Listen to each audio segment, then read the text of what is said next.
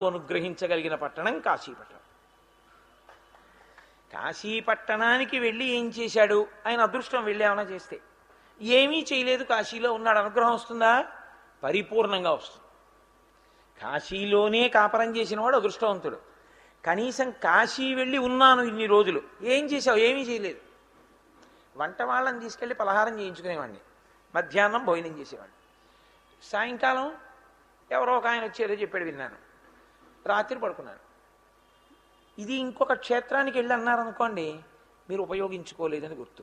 కాశీకి వెళ్ళి ఇలా అన్నారనుకోండి, అంటే అలా ఉండమని నా ఉద్దేశ్యం కాదు, కానీ కాశీకి వెళ్ళి అలా ఉన్నా చాలని చెప్తాను శాస్త్రం. కాశ్యాం వాసః, కాశీలో ఉంటే చాలు. కాశ్యాం వాసః సతాం సంగో, సత్పురుషులతోడి సహవాసం ఉంటే. ఎందుకని?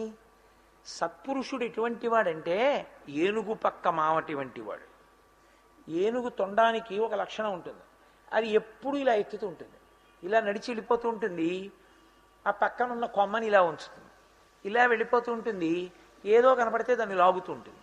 మావటి పక్కన నడుస్తున్నాడు అనుకోండి, ఇలా తొండం ఎత్తినప్పుడల్లా ఒకసారి ఇలా అంటాడు, అంటే ఇలా దింపేస్తుంటుంది, ఏమీ పాడు చేయదు. అలాగే మన మనస్సు కూడా ఏనుగు తొండంలో ఊగుతూ ఉంటుంది, ఎప్పుడు దేని వైపుకి వెళ్ళిపోదామా అని. పక్కన ఒక సత్పురుషుడు ఉన్నాడు అనుకోండి, ఆయన అలా అటు ఇటు వెళ్ళనివ్వడు, ఆయన భగవంతుడి వైపుకి తిప్పుతాడు మావటి వాళ్ళ.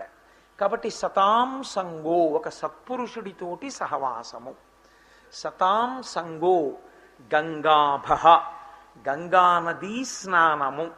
గంగానది యందు మునుక, స్నానము వేరు, స్నానములో అనేక రకాలు ఉంటాయి. నేను మీతో తరచు మనవి చేస్తుంటాను విషయాన్ని. నీళ్లు తీసి తలమించి పోసుకోవడం అనేటటువంటి ప్రక్రియ హీనాతిహీనమైనటువంటి ప్రక్రియ. స్నానము అంటే నిజానికి మజ్జనము. మజ్జనము అంటే తల మునిగేటట్టుగా నీటి యందు మునగాలి, మునిగితే స్నానం చేశాడని. కాబట్టి గంగాభ, గంగానది యొక్క స్నానము. శంభుసేవనం నాలుగోది. శంభు అన్న మాటకి శం భావయతీతి ఇది శంభు. మనకి సుఖము అన్న భావనని ఇచ్చేవాడు, సుఖమును ఇచ్చేవాడు శంభుమూర్తి. అయితే అస్తమానం సుఖాలే ఇస్తూ వెళ్ళడం సాధ్యం అవుతుందా? మీరు ఒకటి ఆలోచించండి. అసలు దుఃఖస్పర్శ లేని సుఖము మనుష్య ప్రాణికి ఉండదు. ఎప్పుడూ సుఖమే అనుభవిస్తాను అన్నాడు అనుకోండి, ఒక్కనాటికి వాడు మనుష్యుడుగా ఉండడానికి వీల్లేదు అని గుర్తు. అందుకే మనుష్య శరీరంలోకి వస్తే శంకర భగవత్పాదులంతటి వారికి భంగధర వ్యాధి వచ్చింది, రామకృష్ణ పరమహంసంతటి వారికి